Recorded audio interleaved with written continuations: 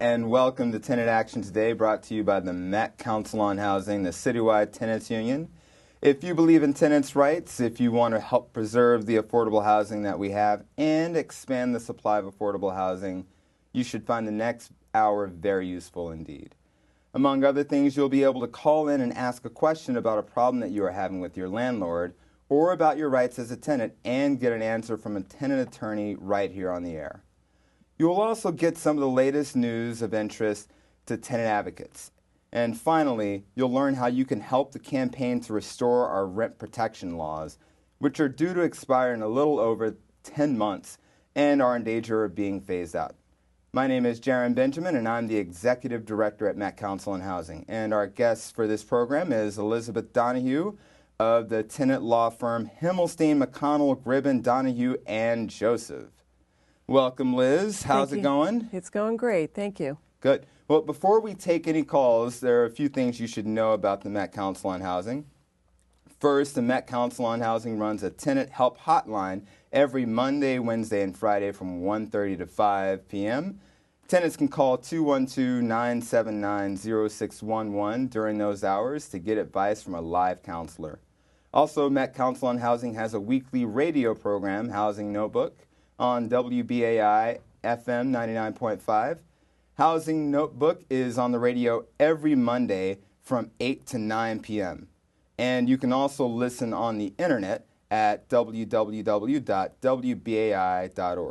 And finally, Met Council on Housing publishes the only tenant newspaper in New York City called Tenant Inquilino. Those who become members of Met Council on Housing receive the newspaper in the mail every month. And one important point, Metropolitan Council on Housing is not and has never been affiliated with the Metropolitan Council on Jewish Poverty. The two are completely separate organizations. And here's a great announcement. The Met Council on Housing is having a gala celebration on Friday, October 24th, to honor 5 grassroots heroes of the tenants movement and to raise funds for the fight next year to strengthen our rent laws. It's going to be a fun evening, and for more information about tickets, get in touch with Met Council on Housing at 212-979-6238 or at metcouncilonhousing.org. Now, here are some brief news items and announcements of interest to tenants. First, the opening shots in next year's fight to strengthen the rent laws have already been fired. In the aftermath of last week's Democratic primary election, several reporters have focused on the push to repeal vacancy destabilization and to repeal the Erstat law that prevents New York City from enacting its own laws affecting rents and evictions. And the attempts of the real estate lobby to make sure that these things don't happen. Much of the media speculation has centered on whether the Democrats will take control of the state Senate and whether Mayor Bill de Blasio will be able to persuade the Democrats to pass amendments restoring our rent laws. Next, the New York City Campaign Finance Board released a report this week documenting that some $16 million was spent in independent expenditures to influence last year's city elections. The biggest spender, of course, was Jobs for New York, which, of course, for those in the know, is a front for the Real Estate Board of New York, which spent some $7 million in mostly unsuccessful attempts to influence races for New York City Council. In other news, a new organization, the Share Better Coalition, launched a campaign last Friday to counter the efforts of Airbnb and other so-called sharing economy outfits to undermine our rent regulation laws. Hundreds of community organizations, elected officials, and tenants' rights activists have joined this effort. The Share Better Coalition will run a $3 million advertising campaign to counter the $25 million campaign being run by Airbnb, which is trying to paint a benign picture over its activities when in fact it encourages landlords to remove apartments from the residential markets and convert them to illegal hotels, and also gives landlords legal grounds to evict tenants who rent their apartments out to strangers. Finally, new data released by the U.S. Census Bureau yesterday shows that despite soaring corporate profits, the number of Americans in poverty is still sky high, while incomes remain flat. 45 million Americans were living at or below the poverty line, And the nation's level of income inequality continues to be the highest of any Western industrialized nation and worse than even El Salvador, the Dominican Republic, and India. Those are very, very staggering numbers indeed. And so, Liz, thanks for coming on the show. I know that that you have a lot of fun with Sam Himmelstein, who I saw in action at karaoke last night. Yes, at yes. a fundraiser for Liz Kruger. He is my partner as well as David Hersheyweb, and I understand that they were both in the full swing of karaoke last night. They were in rare form. I don't know how rare, but anyway, I'm glad you all had a good time, and it's great to go out and have fun as we fight these serious battles. Yeah. You mentioned the Airbnb. I mean, I see that in my practice a lot, that tenants are under the mistaken impression that they can do Airbnb without any repercussions to their rent-stabilized or rent-controlled apartments. And I even see it in some co-ops. But sticking with tenants right now, even after they're informed that this is actually very threatening in the long run to their tenancy, I've known of some people who try to change their names under Airbnb, and they try to figure out a way to get around being found out. I assure you, landlords will find you out. Yeah, it is. You know, with social media being what it is, you may think you're getting around it and you're not. The other thing to really keep in mind is just how dangerous it is to be reconfiguring your apartment to have more people in there than should be. You should not be putting up a pop-up wall, and you should not be renting out the apartment as though it were a rotating, place for people. There are fire concerns. I mean, you just don't want to even try. And keep in mind that even if the landlord wants you to try and do the work and maybe get some, a kickback, that you're still jeopardizing your tenancy. So this didn't just start with Airbnb. I mean, in Right. fact, illegal hotels were in vogue before the internet even got started by Al Gore. I'm pretty sure he's the one that invented the internet. Is that correct? Right. I actually don't know. I believe you. But I think that I recall maybe about 15 years ago, the first sort of tweak of something odd was when certain landlords, and I can think of the Upper West Side, would rent out apartments for short-term purposes. And maybe they were people who were traveling from, somewhere for business into New York. And so they would rent it out to, let's say, a corporate tenant, but it was actually a person, and it had this revolving door aspect to it. And so we would say, well, what is this? What is this tenancy? So I think it actually started to have some traction quite some time ago, and then for some reason, Airbnb seemed to have taken off. Yeah. Well, it looks like with what Airbnb is doing, they're spending way more money than anybody else has in the history of the illegal hotel business. $25 million. They've covered the subways with glossy ads. They're running this really, really high-powered campaign. I think that there was one journalist that asked me to describe Airbnb, and I said they're very much like the Stay Puft Marshmallow Man from Ghostbusters, who look nice but are really out to destroy New York City.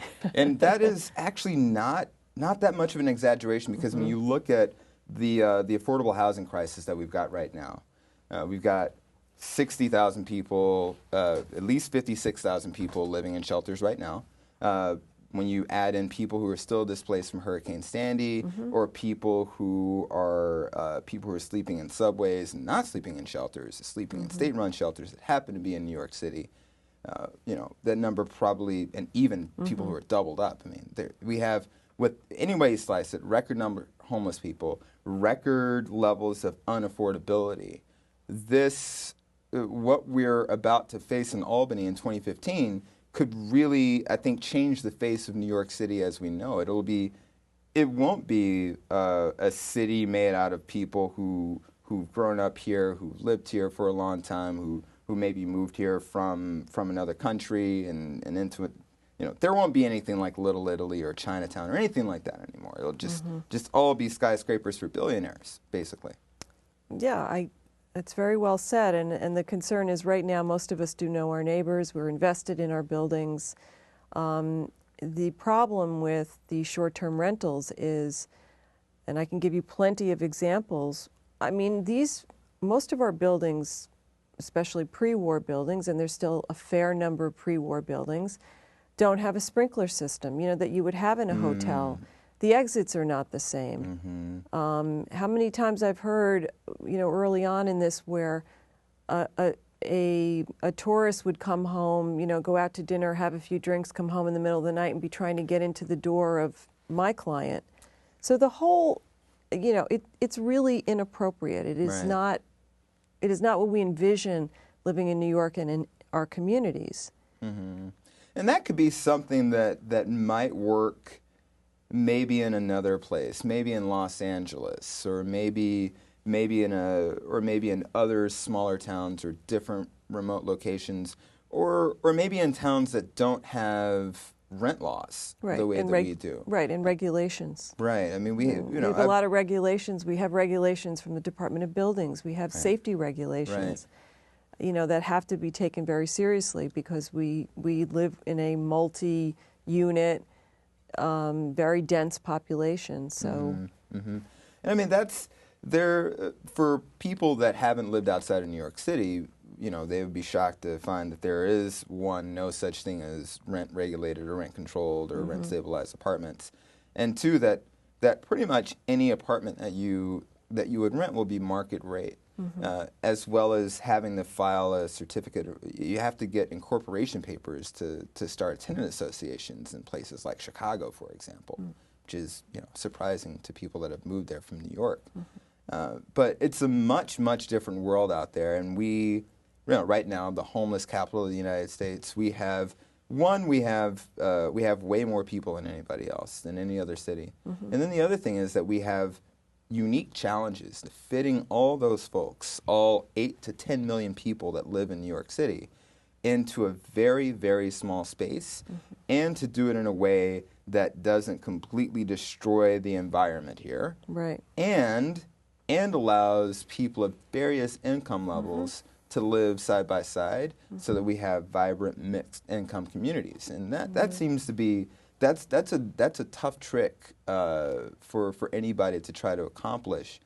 And then on top of that, to have a corporation that's been valued at $10 billion to swoop into New York City and say, you know what, we think we've got a better idea for you guys. Yeah, it really offends me, especially if I'm watching now the Yankee game. They actually advertise that Michael Kay, I think, says, here's the Airbnb play of the game. I don't know, whatever. And right, the glossy ads in the subway and the people who say, I like Airbnb. I mean, there could be ads, and I'm glad that there's going to be a $3 million, reality check campaign, and kudos to everyone who did that. You could have ads saying, drunk person tried to get into my, or, I mean, there's so many problems.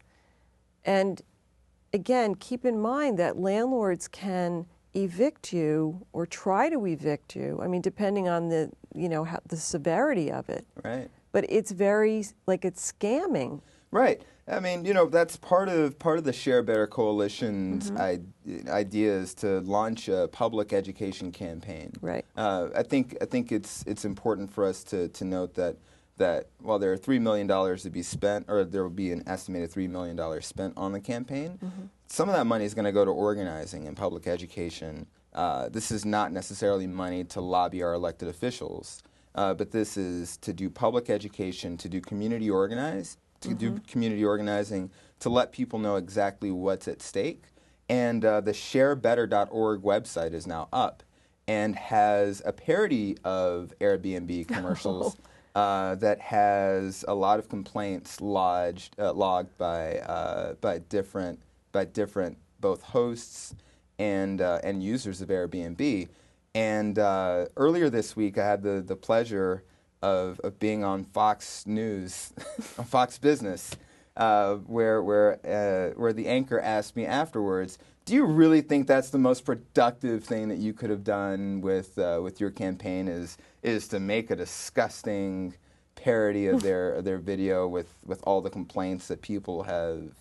And I thought that's funny. Are you serious? But no, I think that stuff is out there. We're asking people that have had negative experiences with Airbnb, whether they were using an apartment rented on Airbnb, whether they used Airbnb to hopefully make a little bit of extra money on the side, or if they are just an innocent bystander and somebody else is using Airbnb and are seeing all kinds of crazy stuff happening in their building, to go online to sharebetter.org and share their stories, because that's really the way that we're gonna be able to pull ourselves out of danger.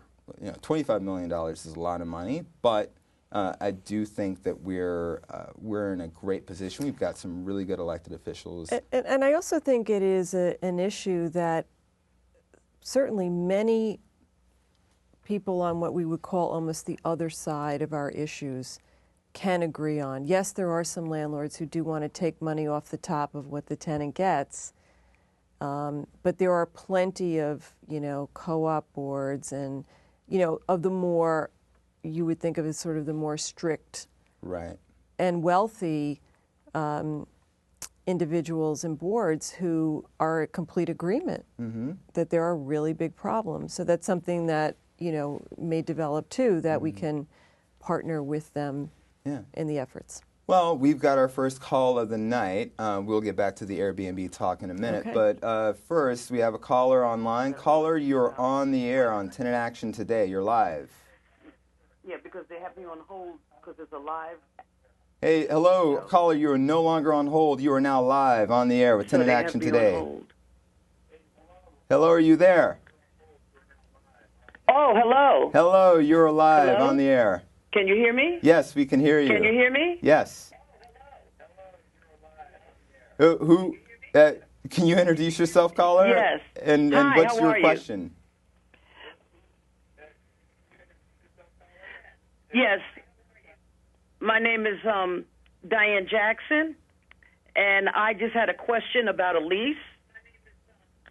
All right. And could you turn down your television, because I can hear a little bit of feedback? If you haven't renewed your lease, sure. Thanks.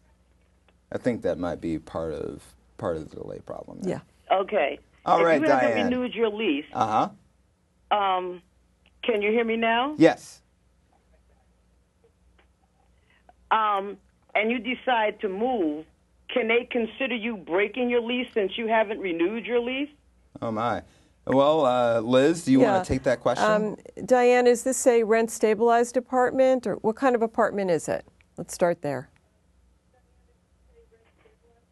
Do you know what kind of building you live in? Is this a rent-stabilized apartment?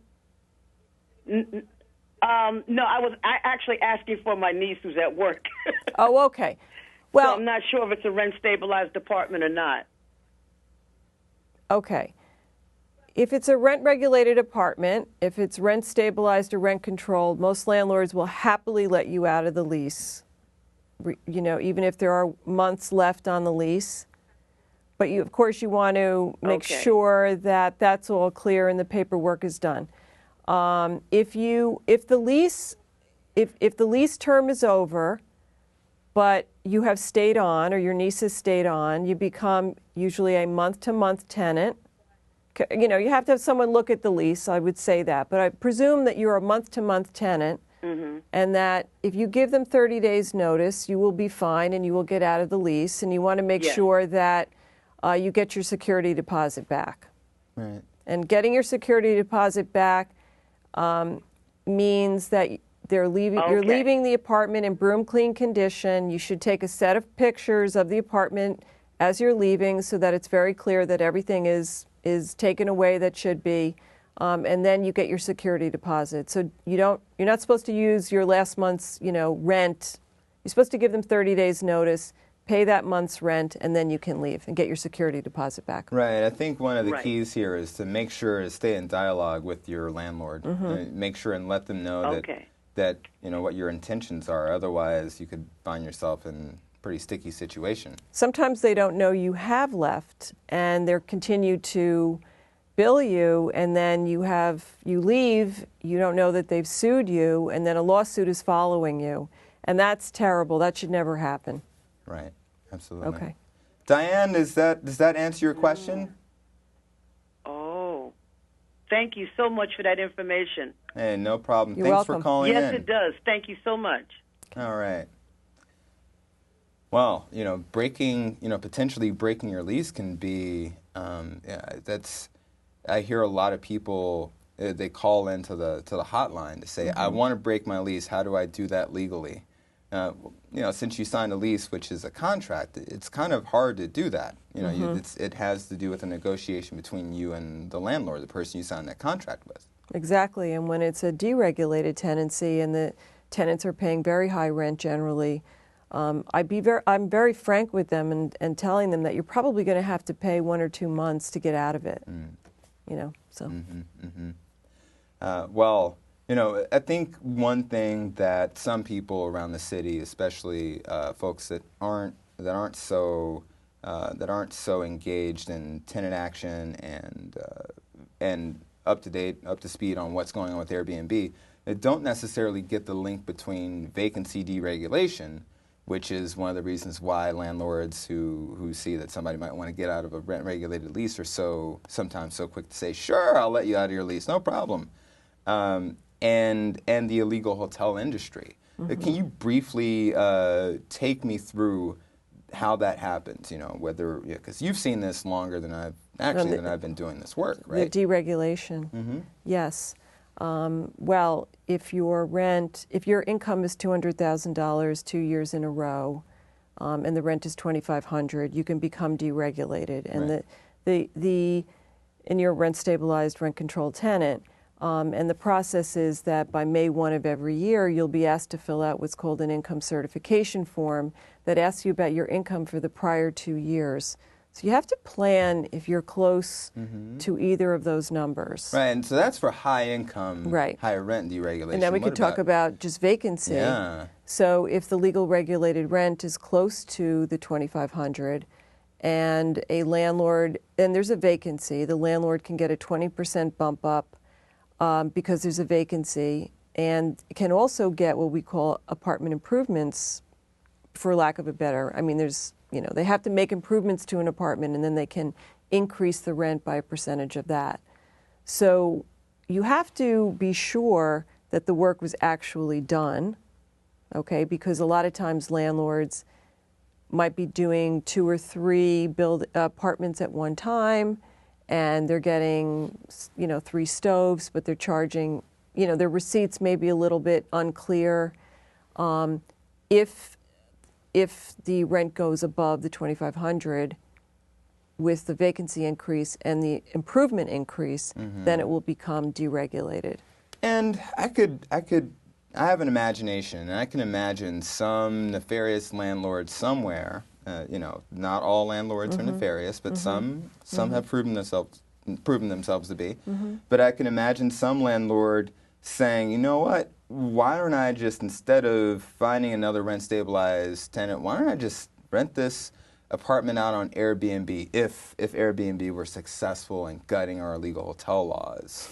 Then what's to stop a landlord from saying, I'm just going to rent this apartment out on Airbnb, keep generating money until I can just spend some money on it to deregulate it legally, or, maybe it'll just kind of go off the market for a few years. I'll just get Airbnb clients, or maybe not even that long, and then poof, the next person that I sign a lease to live there long term will have no idea that this was ever a rent-stabilized apartment, and probably won't call DHCR or call anybody else or do their homework to figure out whether or not this is rent-stabilized. Yeah, unfortunately, I think that probably happens, or even if it's not Airbnb, but that there's some period of time where there's not a bona fide tenant, and I would say have the tenant, obviously if they asked, to go to the DHCR, get their rent history, and also do what's called a Freedom of Information Law request at the DHCR, because there you're going to get a full history of what has been filed for this apartment, and you would be surprised. I mean, the other thing I just want to mention is sometimes landlords rented to what they would say are charities. I don't know if they were really and they were making up numbers, so they're making up, rents. Right. Now there is a program through different types of supportive housing providers that do qualify as charities that a landlord will rent to that charity. They'll move in one of their clients who's usually under some sort of case manager supervision, and they'll occupy that. But the entire life of that tenancy it's a relationship between the landlord and a nonprofit organization. And then, when that person or when that agency decides to move on, then that's a different story. But so because of that, I do suspect that there are some landlords out there who will just say that they did rent it to a charity and maybe they didn't. And one key thing to look for whenever you get your rent history, I've been told, is to look for even round numbers on the rent history, because if we're talking about rent increases of 2.5% or 7.5%, they're probably not going to come to nice round numbers. And so if your rent history has a lot of nice round numbers on it, there's a good chance that document has been falsified. Now, I've also been told that you can only foil or get freedom of information, use a freedom of information letter for an apartment that is yours and yours alone. Is that correct? Maybe I've been lucky, but sometimes I've gotten more information than that. Oh. If you look at the Freedom of Information Law form online from the DHCR, I think you can tick off what you want, and sometimes a lot of information comes. So you might be able to glean more. So for example, I have a client who rented an apartment, and it was, this flat 2,500 or it was odd, and we looked to see that there was one MCI. The only way the rent could have been increased was based on an MCI, which is not an individual apartment increase. And so although it might have been partially attributed to an apartment because of an MCI, so for example, if a landlord replaces a boiler, a percentage of that would be passed on. But it did not make sense that a $40,000 boiler divided among the number of units would have trickled to my client's apartment to get him over the 2,500. So that came in a FOIL request. Right. And it's easy to do, and you can actually do it online. So you should dig. I mean, if you're a tenant, you should definitely dig, because you never know. Right. They may have deregulated it improperly. And of course, you want to see if there are any tax abatements on the building that might have put you back into stabilization even if you were out. Right, absolutely. So right now we're going to take a short break and show you a brief film about a demonstration organized by the Crown Heights Tenants Union, one of our big allies. This film was created by Alessandro and Maeve Cavadini of the Mitchell Lama Film Project. We'll be back when it's over.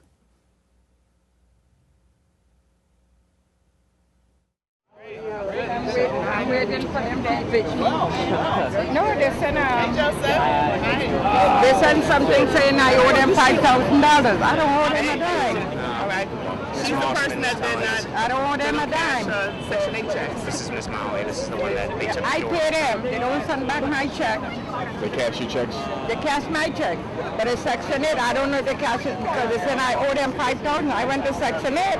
So Section 8 said tell them to subpoena them and come to court with it. They come to court. I don't owe them a dime. I'm there for 53 years. Come on. But I'm the only person right now on Section 8 on the building, so whatever they're trying to do, Okay. All right, it's fine with me. That's why we're here. It's fine with me.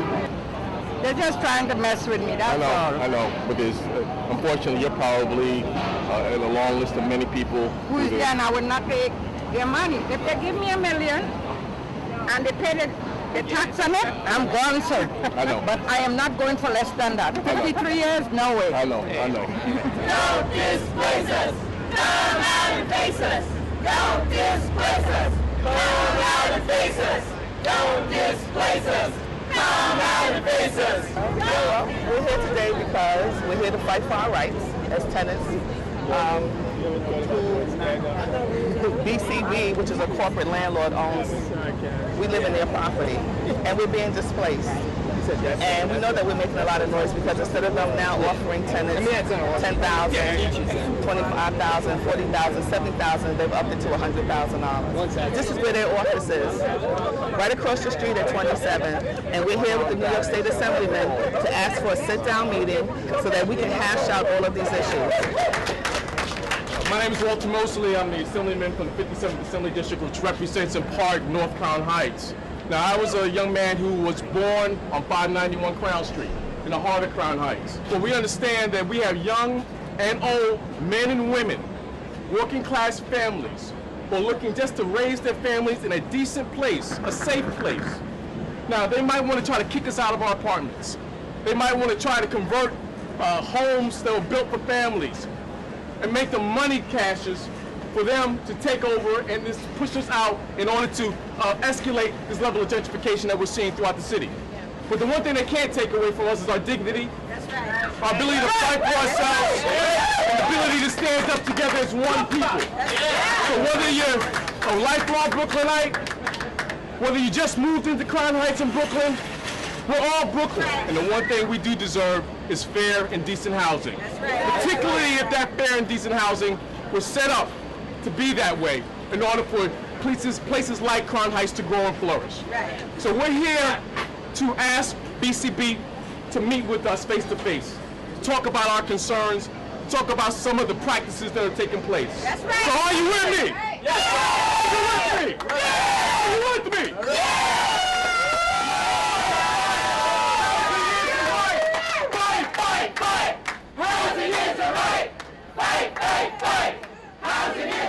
Well, with gentrification, you always want to make sure that people are never displaced out of their apartments. Particularly those who are elderly, those who have families, and those in general who are just looking for a decent, affordable, and safe place to live. Because ultimately, these people have to live somewhere.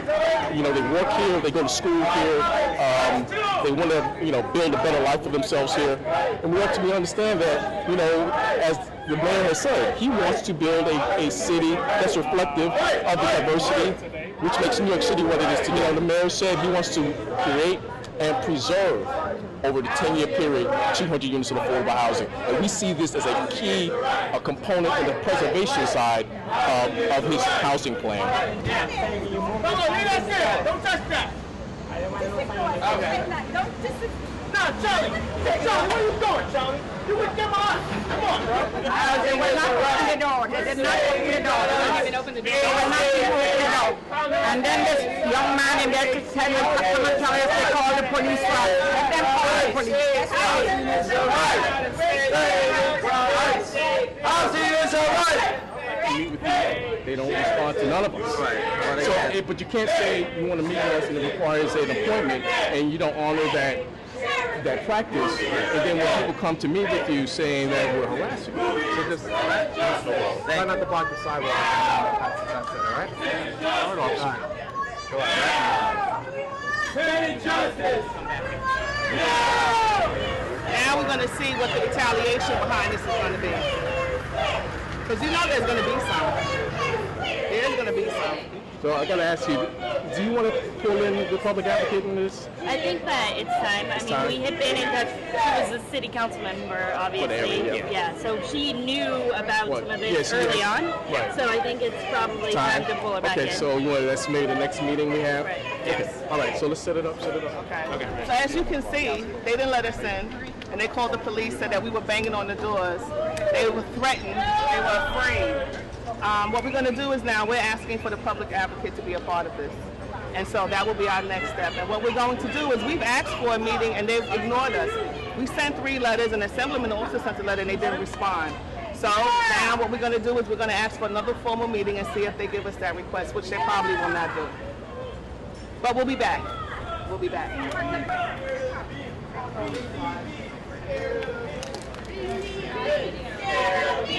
BCB, scared of me.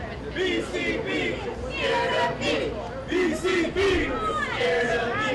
BCB, scared of me.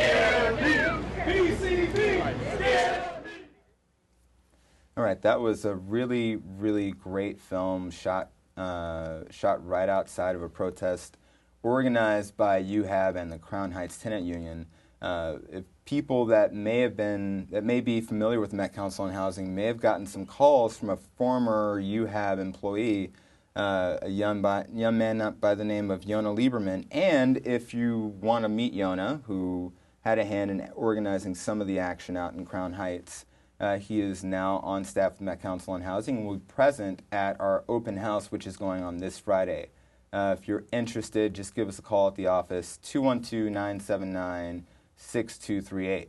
So before we take any more calls, let's get back to talking about. I really think that people really need to get what's at stake in 2015. I think.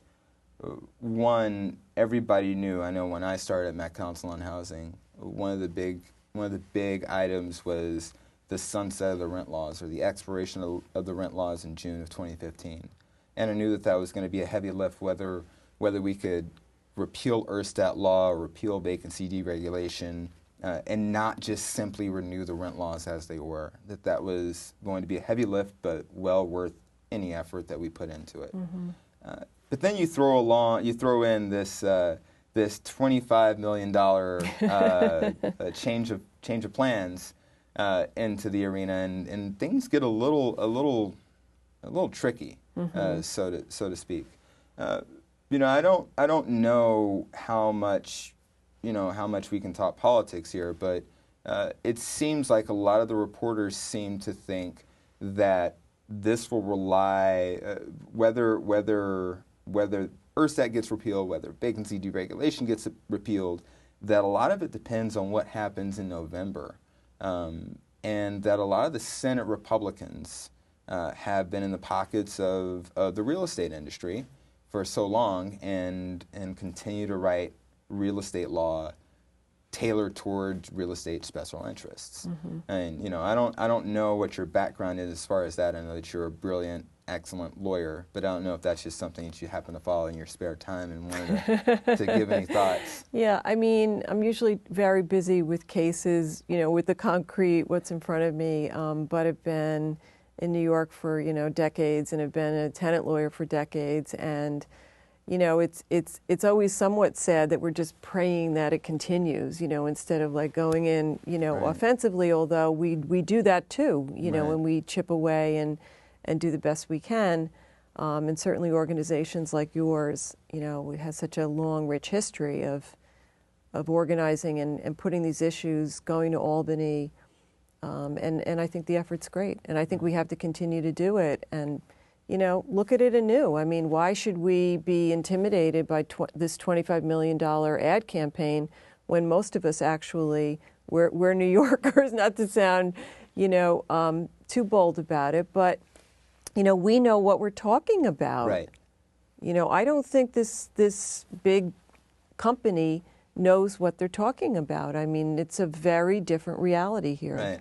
Yeah, I think it's sometimes clear just getting their response from whether they were being investigated by the Attorney General mm-hmm. For breaking numerous laws mm-hmm. and for not paying taxes or for whatever. Mm-hmm. It seems like they also don't know what they're up against. I think that they felt right. like they were just going to be able to waltz into New York City and set up shop and make a ton of money, mm-hmm. and it's actually proven to be a lot more difficult than that. They tried very hard at the end of session last year to make some changes to the illegal hotel law, and it didn't happen. Mm-hmm. I think that's a testament, one, to how smart and savvy tenants are here in New York City, right? And I think it actually launches it's actually a great springboard into next year, because people are already looking at Albany right now. People right. aren't waiting until the rent laws are about to be renewed 3 months prior to the sunset. Right? Right. People are paying attention to this right now. People are thinking about this right now. People are studying about this right now. And I think that this heightened sense of awareness, there's more activity around tenant issues right now then the Real Affordability for All March has been described as the largest housing mobilization in New York City in the last 10 years, which is, I think that's great. And that's, there's not even there wasn't something directly right after that. There was people care that much about affordable housing right now because we're really at a tipping point. Right. And I think that it's just I feel so lucky to be in a position where I get to work on an issue that so many people care about, and then two, to work with so many savvy folks. Speaking of savvy folks, we have a caller who probably knows a lot about tenants' rights but has a question. Hello, caller. You're on the air with Tenant Action Today. Hello, can you hear me? Okay, maybe we have a caller, maybe we don't. Okay. The thing about the legislature, too, is things can get very sneakily thrown in at the end. Right. And, the importance, and I mean, I don't have time to do this myself, but I mean, there are people, thankfully, who are watching every single thing, especially what gets kind of snuck in at the end. Right. Which is great. I'm thinking my neighborhood, I'm on the Upper East Side, which is actually more economically diverse than one might think in many ways. Absolutely. And my husband told me that there was two tenements that had been torn down. He said this on the way to the subway, he texted me. He said, and some, another sliver building, some fancy schmancy. And my thought was like, that's so sad. I mean, it's everywhere. Right. And I think, it's really unfortunate. We don't want to lose the people who have lived there. And I think what landlords are doing to make it happen is they're throwing some small amount of money, which sounds like it's a lot of money, but it's not a lot of money because you have to realize that you are paying taxes on that money if you're getting bought out. And where will you go? And you will not have tenure in the apartment. Let's see if we still have that caller on hold. Okay. Caller, hello. You're on Tenant Action Today. Hi. Hi. How are you? I'm doing all right. I'm just trying to find out if you have any information on the squatter's law, because that's what I am right now. I'm a squatter. And I'm trying to pay the rent by money order, but the person doesn't want to take it, I guess to protect themselves or something. But I didn't ask to be in this situation. I was a holdover in court. I'm a senior citizen. And next thing I know, I had to look for a place. I didn't want to go to a shelter, so I had to find this apartment up in Manhattan, and they rented me a room. All right. So, Liz, do you have any advice for someone who is trying to occupy an apartment? And, it seems like am I hearing you correctly, the landlord is not accepting the money order? Well, it's not a landlord. It's the people who live in that apartment. The landlord doesn't know what's going on. See, they're renting out a room. And they don't want anything in writing, so they want you to pay them in cash? I was kind of fortunate enough to do it in the beginning, but I only was able to give them 3 money orders, and after that they didn't want to take anymore. It's $225 a week. So they want you to pay them in cash? Yes. So I've been there since the end of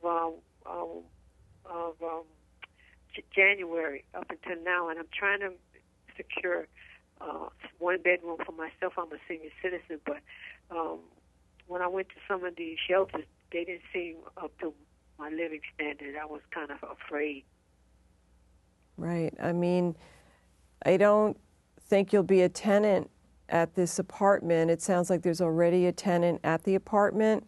Yeah, it's already somebody who owns the lease, but they're renting out a lot of rooms. They rent out like 2 and 3 other rooms to strangers. Well, this sounds very... I mean, you're in a kind of a hard situation right now. I don't know that you have much of a choice.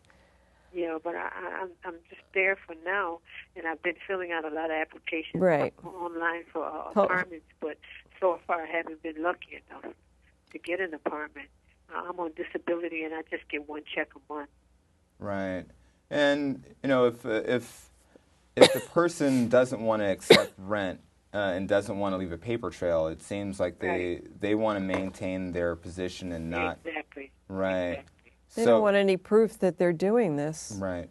So, caller, I mean, this is a tough situation that you're in. I mean, I think sometimes when we get calls like this, I think you're definitely on the right track in looking for housing in a more stable situation. I mean, you're doing the best you can, and I don't know. Yeah, but I'm losing a lot of money because I have 2 storage rooms. One room is $224 a month, and the other smaller room is like $75. So that money I could be saving, for when I get older. But now I can't seem to save any money. I had to break some of my CDs when I was working that I had saved up. I had to break them because when you ask for this kind of money weekly, sometime when it's 5 weeks in a month, you end up paying like $1,000, $900 or $1,000, and I don't have that kind of money. Now, do the people you've applied to, the buildings you've applied to were under disability or whomever, do they know? Do they know that you're disabled and you're Yes. Yes, Okay. I've given them letters from my doctor, from the hospital, and everything. And they called me in for a couple of interviews, and the next thing I know, I'm not getting the apartment. I surely qualify for the amount of income that I'm getting, but they're not giving me. Do you know why you're not getting the apartment?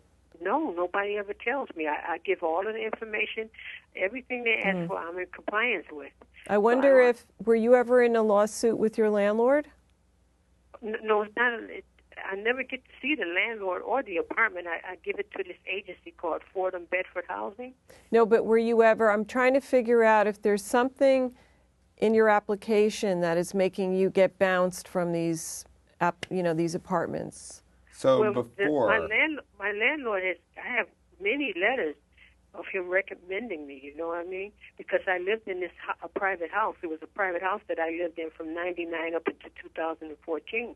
But he wanted that room, that one bedroom that I was living in, I guess for somebody else that he knows. So I had a holdover in court, and next thing I know, whether you're a senior citizen or not, you got to go. Oh, my gosh.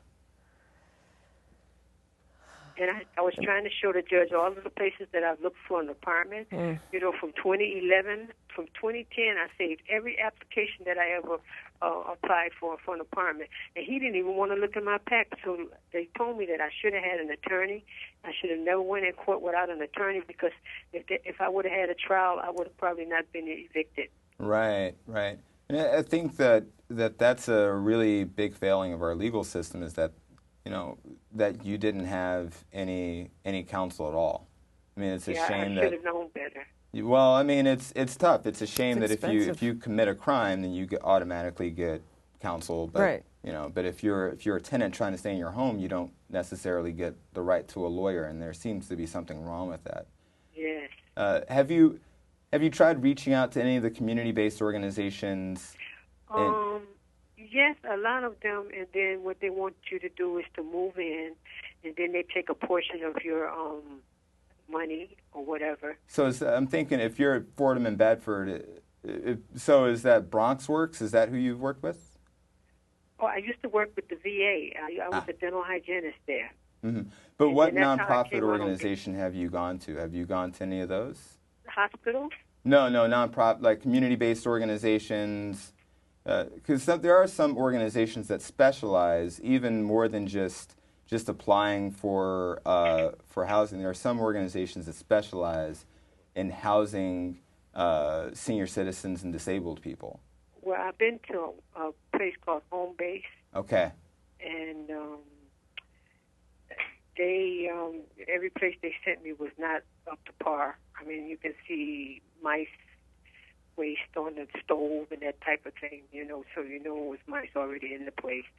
And I don't want to keep moving, you know what I mean? I want to get into something nice that I can have for the rest of the time I'm on the earth. Right. How many apartments have you seen that haven't been up to like your standard? Really, from Home Base, I've seen about 3 of them. Now, Bedford Housing, it's funny how they take all the application. I could give them all of everything, their pay stubs. I give them everything they ask for, letters from my doctor and everything. But I never get to see the apartment. I only hear about it. Right, right. So you have to take it and then you see it. I haven't been able to go in and look at it and say, ooh, I like this, ooh, I don't like this. One apartment that I just recently had to turn down because my doctor, he was saying that it wouldn't be good for me to live on the 16th floor in a project. You know, they only had 2 elevators, and they said that they try to keep both of them working. They always manage to, but if it's a fire, I can't walk down all those flights. Right. So I had to give up that one. Oh boy. It was a, they call it a studio, but they made me think it was a 1-bedroom. So when I said, well, where's the other room? They said the bathroom was it. So well, I couldn't deal with that, but I'm praying to the Most High that something comes through for me. Well, I think that you're doing what you can. I think my advice to you is to continue to talk to if you've talked to a couple of community-based organizations that haven't shown you apartments that are safe and stable, then maybe you want to look at other organizations. Like just off the top of my head, there's an organization called Bronx Works. Bronx Works? Yes, Bronx and then WORKS. I think their website is just bronxworks.org. Okay. That you might be able to look at them. There's also another organization that operates in that part of town called Services for the Underserved. Services? Services for the Underserved. For the underserved. Yeah. Okay. So maybe 2 years ago, I would have been able to tell you their phone numbers right off the top of my head, but I'll try to find it. I'll try to have it looked up in the computer or something. Yeah. Both of those organizations have pretty good web presence where you can look them up and maybe give them a call. Okay, I'll do that. All right. Good luck. Yeah. And thank you so much for your help. I really appreciate you taking your time out to speak to me. Well, because I have doctors behind me. I just went to my psychiatrist earlier today because I am suffering from depression, from all this negative stuff. You know, I've cashed about 4 CDs, and now I'm like, I got one 401k left, and that's it. Right. If I have to break that, then I guess I'll be eating peanut butter for the rest of my life. Well, you just hold on, and maybe one of these other organizations will wind up coming through. I'll certainly look into them tomorrow. All right. And well, I thank both of you for your time and your consideration. Yeah, well, hang in there. I will. All right. Okay, thank you. Thank you. Good night.